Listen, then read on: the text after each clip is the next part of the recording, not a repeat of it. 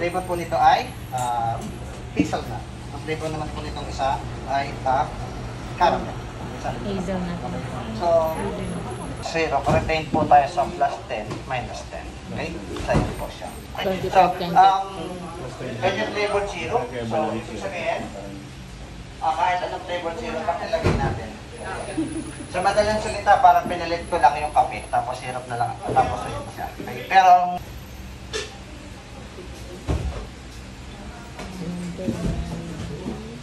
una, maglalagay po tayo ng 100 ml. Kahit alin ang mauna. Full cream milk. Kung ito man. So, ayan siya. And then, maglalagay ako ng tea, 100. So, dito ko na po ide-diretso. Hindi na ako gagamit ng ibang sukotan kasi baka makikita niyo po. Pero for the meantime, wala po muna tapioca nun kasi yun po ay produkto ni Easy. So, gagawa ko ng tapioca. Baka may nakaranas na gumawa sa inyo ng tapioca na inabot ng 45 minutes sa pagluluto ng tapioca. Dito po, gagawin ko lang po siya sa loob ng 5 minuto. Okay? So, share the part. So, winter melon. Pero sa amin ng iba, sa kanila din po, okay na ang save na po. So, depende siguro sa tao. Okay, so yan. Winter melon. So, tapos, fill the cup with ice. Kung kanina ay inilagay natin siya, kanina ay ito ay nilagay natin dito. So, dito naman, ang gagawin natin ay at i-shake natin siya sa loob ng 25 seconds na bibilangan natin ng ganito po. 1, 2, 3, 4, 5, 6, 7, 8, 9, 10, 11, 12, 13, 14, 15, 16, 17, 18, 19, 20, 21, 22, 23, 24, 25. Okay. So, standard lang naman po yung 25. Kung gusto niyo po 26 pa, pwede naman po. Sabi magpasbawal. 24 pwede rin naman siya. Okay, so, sobra. Okay. So, kunyari ako nilagay na lahat. Ibig sabihin, baka may umorder ng less ice, depende pa rin po. Okay. Yung kung magkano ang halaga ng 1 gramo o 1 ml. So, para malaman nyo kung magkano ang halaga noon, aalamin nyo kung magkano ang bilhin nyo po sa produkto nyo. Tapos, pagka nalaman nyo kung ano yung bilhin sa produkto nyo, i-divide nyo po sa nilalaman nito. Halimbawa to 89, i-divide mo sa 1,000 para makuha mo yung pinaka-isa noon. So, normally, ginagamit siya sa calculator. Pero dahil sa tayo nasa info technology na, mas mabuting sa cellphone na lang po natin gamitin.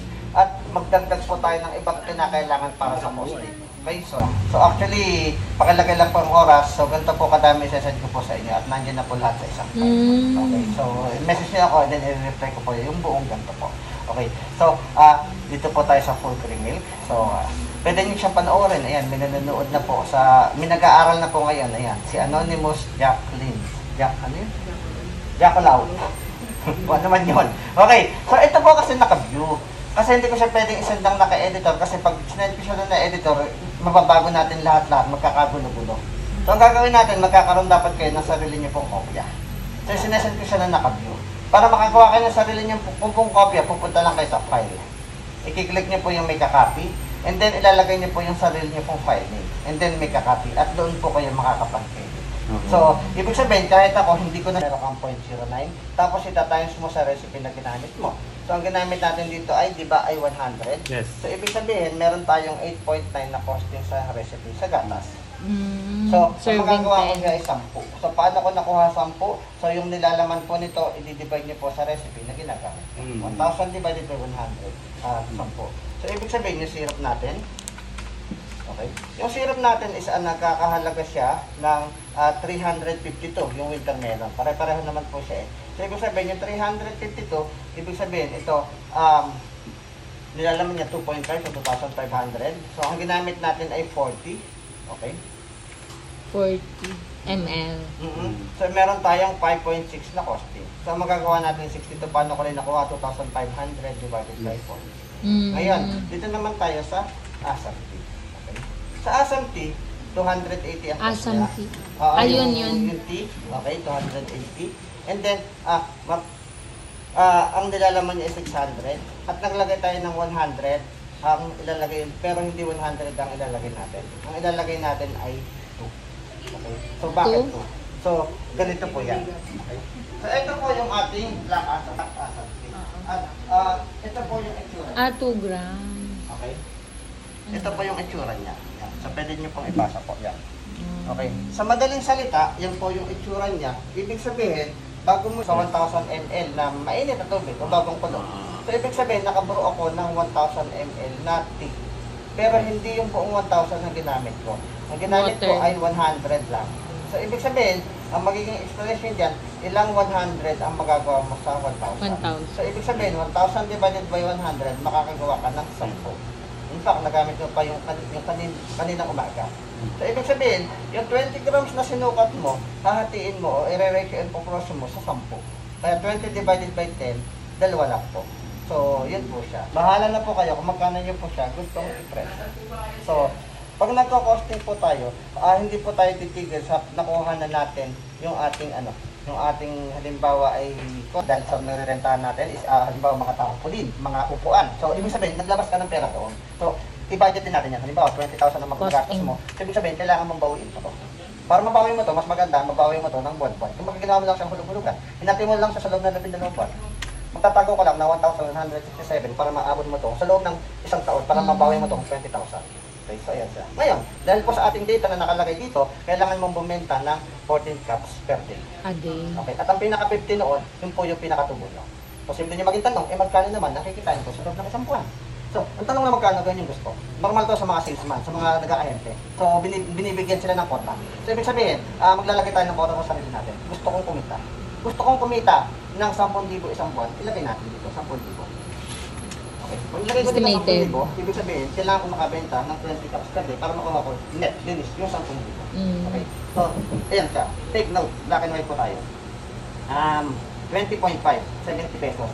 Minsan kasi, ang iniisip natin, sa sobrang higpit ng competition, binababaan natin presyo. Given. Halimbawa, binabaan ko ito ng presyo. Halimbawa, binabaan ko ito 50 man lang. Okay, ginawa ko siyang 50. So, pagmastan niyo po itong 20. Okay, ginawa kong 50 po itong presyo ko po. Dito po pa rin naman ako.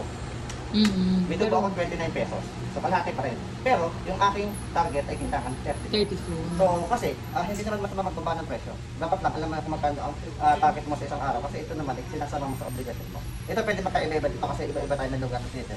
Maaari, kasi ito yung nagre-reflect sa inyo pong bayarin po. So, yan na siya. So, ibig sabihin, hindi masama magbaba ng presyo kasi yung 23 mukhang madami na siya eh. Kaya lang, hindi niyo alam, hindi pa 16 siya, ounce yan. hindi ka pa pala quota. Kasi yun sa obligation mo. Pag binaba mo ng presyo, hindi naman masama magbaba ng presyo eh. Pero dapat alam mo yung target mo. So, yan siya. Okay, so ito siya.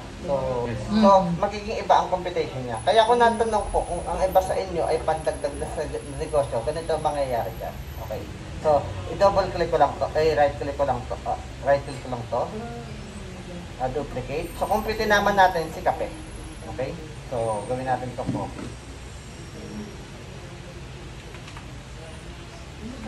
Yan. Okay.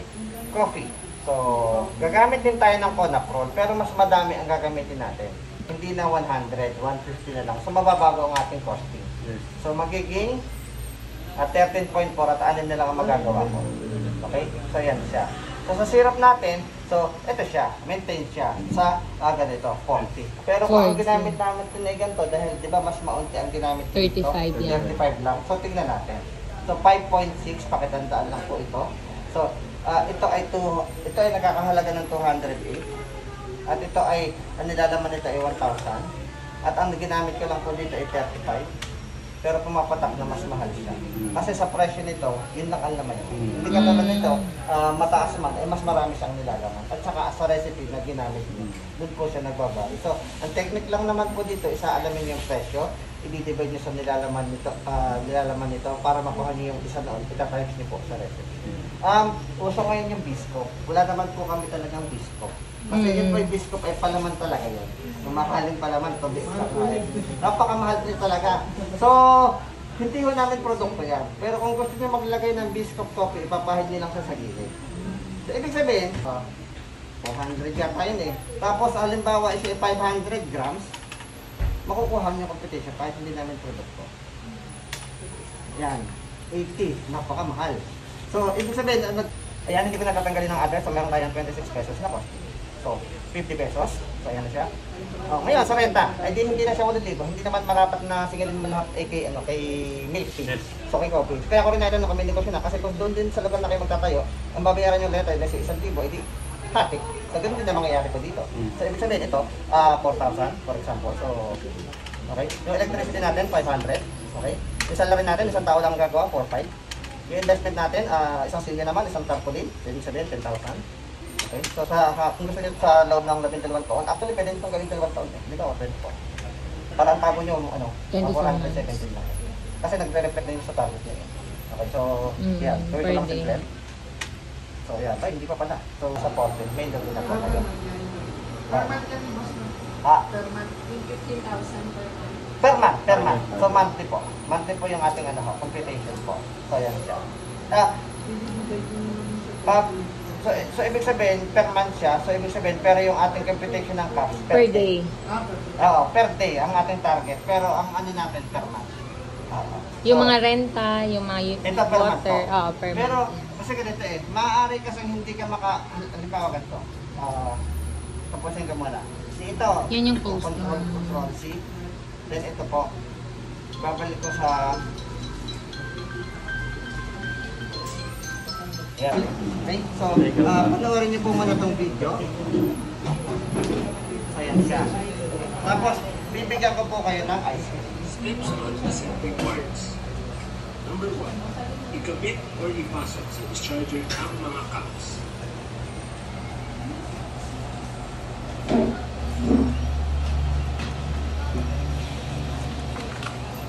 Number 2. Lagyan ng lubricant ang mga valve bago ito ikabit o ibalik sa unit. Ito ba yung katsara? Pag wala.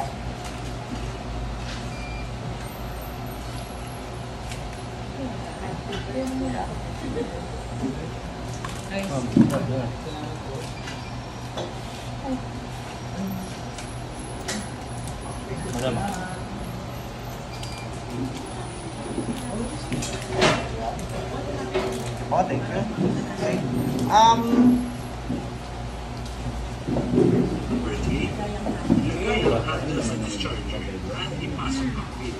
Pagkatapos Pwede ko pa siyang dagdagan, kaya lang hindi ko naman intention na magtinda. So, tama lang yun sa buong maghapon. So, ngayon, Yung machine magkano? Yung machine magkano? machine Ay, ay asa. 77,500. Pero, ipapakita ko rin po sa inyo kung paano niyo siya i-offer sa course ko kung paano siya. Okay? So, ayan, buksan na natin. So, I think pinalate ko siya sa ika-4. So, ito ay magiging 62 na lang.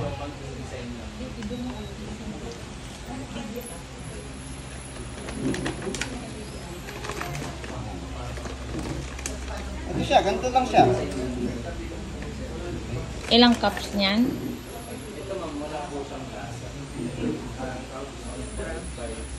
Ay, gram.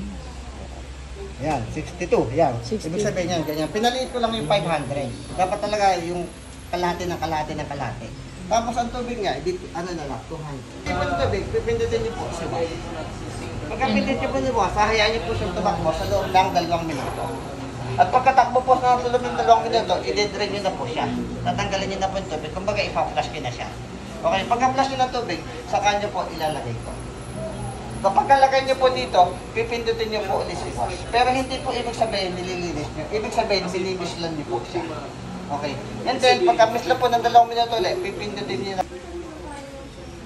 Ganyan lang po siya. Kumbaga, Ano po pag nagbi-blink? Ano? yan. Pag nag-blink na ganyan, May... ibig sabihin, gawa na yung ice cream mo. Ngayon, ito ay aandar pag nagbawas ka dito. Halimbawa, naubos na yun. Yun namang naandoon, yun yung pupunta sa ilalim. So yun siya. Ito yung pupunta sa ilalim po. So ibig sabihin, meron ditong may iwan na, na native. Okay. Hindi naman pa Pero may takip po. Ayun. Oo, ano. So, okay. So yan. So ganyan lang po siya kabilis. Just in case. Kaya ipakita ko po, ang capacity. So yan siya. Okay? So ito siya. So ibig sabihin 26. Pero take note po. Kaya ito naging 20.